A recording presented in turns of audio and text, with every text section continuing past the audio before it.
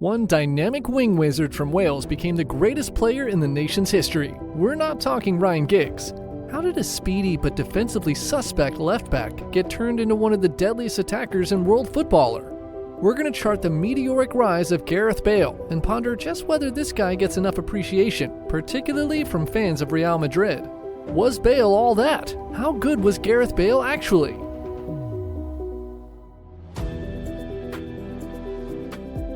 Born in Cardiff, Bale showed huge athletic promise in school. He was a keen rugby player and excelled in athletics.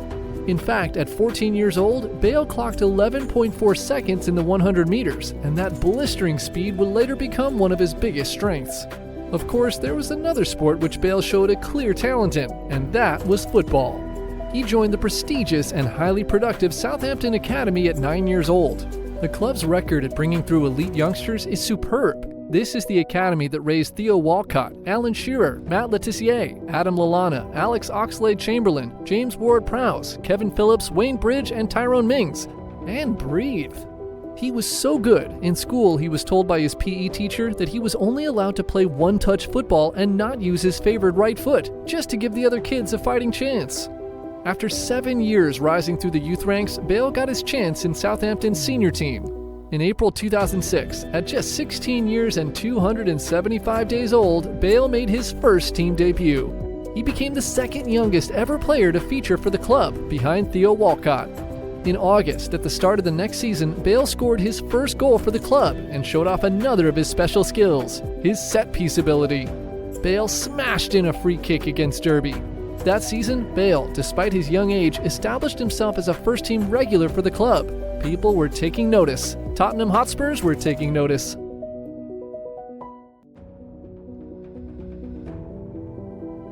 Bale was signed by then Spurs boss Martin Jol. His debut came against Manchester United, and in the following game, Bale scored his first Tottenham goal against Fulham. He then scored against arch-rivals Arsenal from a free kick.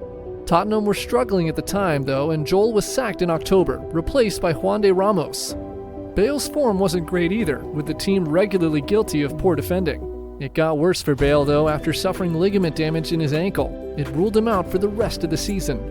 After recovering, Bale was back in August 2008 ready to kick on, but Ramos's promising start hit the skids, and Bale struggled to establish himself in the team. Ramos was sacked in October of 2008 after Spurs' worst start to a league campaign. In came Harry Redknapp. He steadied the ship, but initially couldn't rely on Bale. In the 2009-2010 season, Bale started late due to another injury, and then found it difficult to shift Benoit Asu-Ekudus out of the team until the latter got injured. Bale suddenly found some form, making blazing runs from defense and tearing up that left flank. He ended that season in excellent form, scoring the winning goal against rivals Arsenal and then Chelsea in the following game.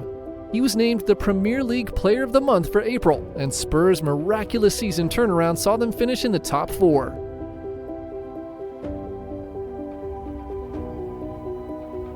Bale was becoming very good, and there was a sense those dynamic runs and tidy finishings could be put to better use if he was freed of some defensive responsibility.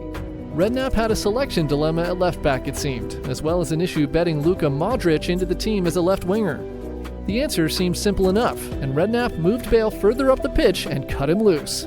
The response? Electrifying. Bale started scoring goals regularly, and usually spectacular ones. He started the season on fire with 2 goals against Stoke.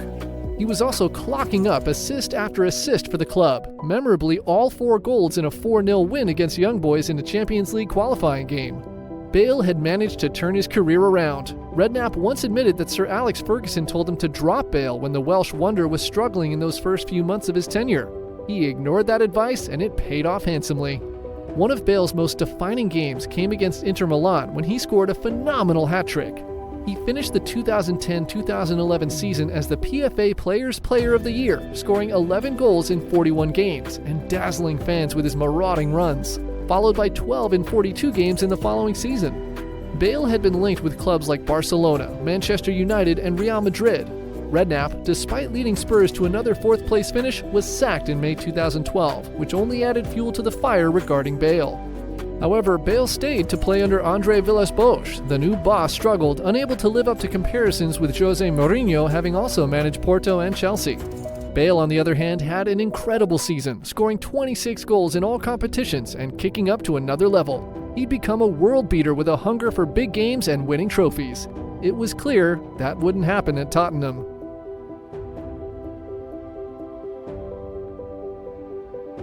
Bale joined Real Madrid for a then world record fee of £77 million. It would have been hard to argue that Bale wasn't the best Premier League player at that point, with an ability to win games single-handed and slice through defenses like a hot knife through butter. It didn't start well in Madrid, and his first half season was stop-start with persistent injury issues. In his first El Clasico appearance against Barcelona, Bale was hooked off after 1 hour, and the media were already calling him a flop. 4 days later, though, Bale had the perfect answer against Sevilla. He got 2 goals and 2 assists in a dominant 7-3 victory and earned the nickname The Cannon, thanks to the thunderous power in his left foot. Bale then ensured he was a fan's favorite when Real faced Barcelona in the Copa del Rey final. Bale gave a dominant performance, helping Madrid win the game 2-1, but his goal was an all-time great, showing just how insane his running power was as he roasted the Barca defender and left him for dead. It got better too, with Bale scoring as Real beat Atletico Madrid in the Champions League final. In Bale's first season, he scored 22 goals. He followed up with 17 and 19 in the next 2 seasons despite injury issues. He continued over the next few seasons as a fearsome goalscorer. Bale won 5 Champions League trophies wins at Madrid, most memorably scoring a jaw-dropping overhead kick in the 2018 final against Liverpool. He won 3 La Liga titles and scored 106 goals in 258 games, including 5 in cup finals. On paper, it all went so well.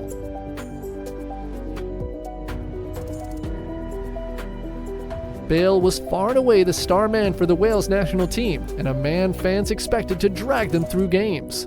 Before Bale, Wales hadn't qualified for a World Cup since 1958. They had never qualified for the Euros either.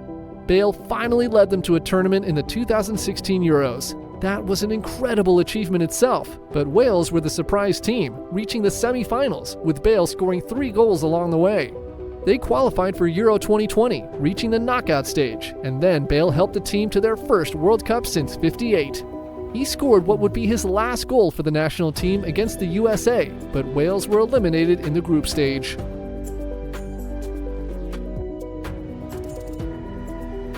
Bale's legacy at Real Madrid has been a little tainted by the struggles of his last few seasons there, particularly his sour relationship with manager Zinedine Zidane, who was frustrated by Bale's injury problems and a seeming lack of work ethic.